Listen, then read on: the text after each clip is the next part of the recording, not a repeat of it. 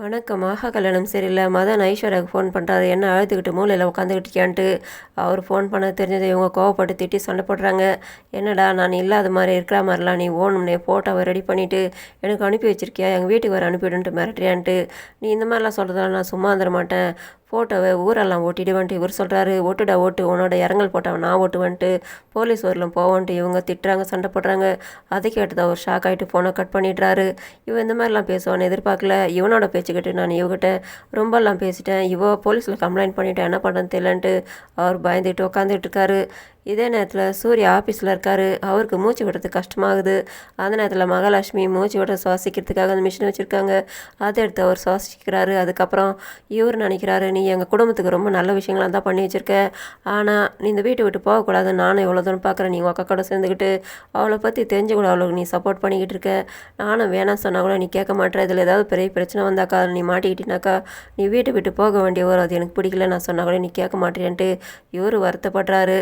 இதே நேரத்தில் ஐஸ்வர்யா உட்காந்துக்கிட்டு இருக்காங்க. அந்த இடத்துல வந்து பார்க்குறாங்க சித்ரா. இவங்க தானே உட்காந்து மதனை திட்டி புலம்பிக்கிட்டு இருக்காங்க. அந்த நேரத்தில் எப்பேற்பட்ட பைத்தியத்தெல்லாம் கட்டிட்டு வந்திருக்காங்க, இவனுக்கு தேவையதெல்லான்ட்டு வந்துட்டு ஐஸ்வர்யா கூப்பிட்றாங்க. இவங்க கூப்பிட்றது கூட கவனிக்காமல் உட்காந்துக்கிட்டு இருக்காங்க. நான் கூப்பிட்டுக்கிட்டு இருக்கணும், காது கேட்கலையான்றாங்க. என்ன விஷயம், எதுக்காக கூப்பிட்றீங்கன்னு. நான் அவ்வளோ தூரம் கூப்பிட்டுக்கிட்டு இருக்கேன், எங்கே கௌதம் ஆளை காணுன்ட்டு அவனை நான் என் முந்தானியில் முடிஞ்சு வச்சுருக்கணுன்ட்டு கேட்குறாங்க.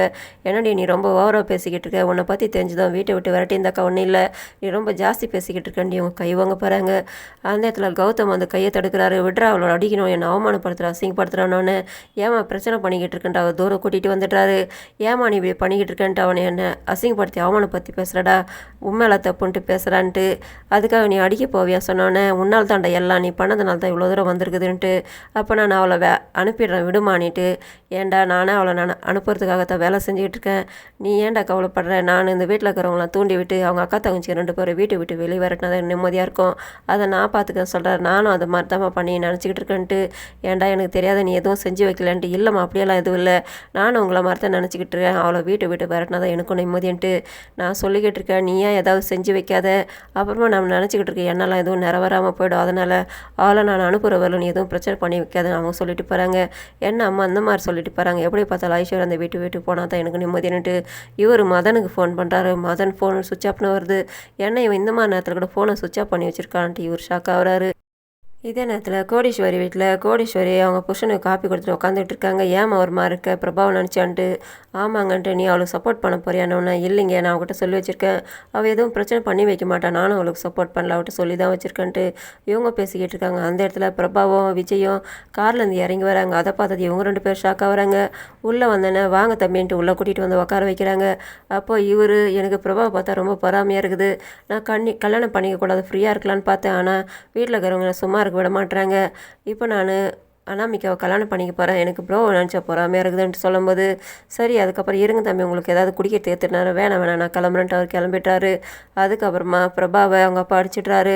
எதுக்காக நீ இப்போ அவங்க கூட வர, நான் அவங்ககிட்ட இவ்வளோ தூரம் சொல்லி வச்சுருக்கேன்ட்டு பாரு, நீ ஏன் அப்படி பண்ணிக்கிட்டு இருக்கேன்னு அவங்க அழுகுறாங்க. அப்போ சொல்கிறாங்க, என்னோடய வண்டி ரிப்பேர் ஆகிடுச்சு, நான் கேபுக்கு புக் பண்ணிவிட்டு காத்துட்டு இருந்தேன், அந்த பக்கமாக வந்ததுக்கப்புறம் தான் விஜய் என்னை கூட்டிகிட்டு வந்தான், நான் வேணாம் சொன்னால் கூட கேட்கலான்ட்டு. அதை கேட்டது இவங்க ஷாக் ஆகிட்டு முடிச்சுட்டு திட்டி பேசிக்கிட்டு இருக்காங்க. இதை வந்துட்டு விஜய் பார்த்துட்றாரு.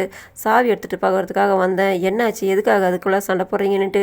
ஒன்றும் இல்லை தம்பி, அந்த மாதிரி ஆம்பளை ட்ரெஸ் போட்டிருக்கல, அதனால தான், இனிமேல் நீ புடவை கட்டுன்னு சொல்லிக்கிட்டு இருக்கோன்னு சொல்லும்போது, ஆமாம் அவங்க போடுறதுல என்ன தப்பு, அவங்க இஷ்டத்துக்கு போட்டுக்கிட்டு இருக்காங்க, மற்றவங்க பேசுறதெல்லாம் நினச்சி எதுக்காக நீங்கள் கவலைப்படுறீங்க, இந்த ட்ரெஸ்ஸும் நல்லா இருக்குது, நீங்கள் சொல்கிற மாதிரி புடவை கட்டினா கூட நல்லாயிருக்கும், அனாமிகா புடவை கட்டிகிட்டு இருந்தால் எப்படி நல்லா இருக்குது, அதேமாதிரி நீ புடவை கட்டினா கூட நல்லாயிருக்கும், நீயும் புடவை கட்டி எனக்கு ஒரு ஃபோட்டோ எடுத்து அனுப்புன்ட்டு அவங்க. அதுக்கப்புறமா இவங்ககிட்ட சொல்லிவிட்டு அவர் கிளம்பிடுறாரு. நான் உன்னை தப்பாக நினச்சிட்டுமான்ட்டு அவங்க அப்பாவும் மன்னிப்பு கேட்டுட்டு உள்ளே போகிறாரு. அவங்க அம்மா சமாதானப்படுத்துகிறாங்க. இதோட முடியுது. நன்றி, வணக்கம்.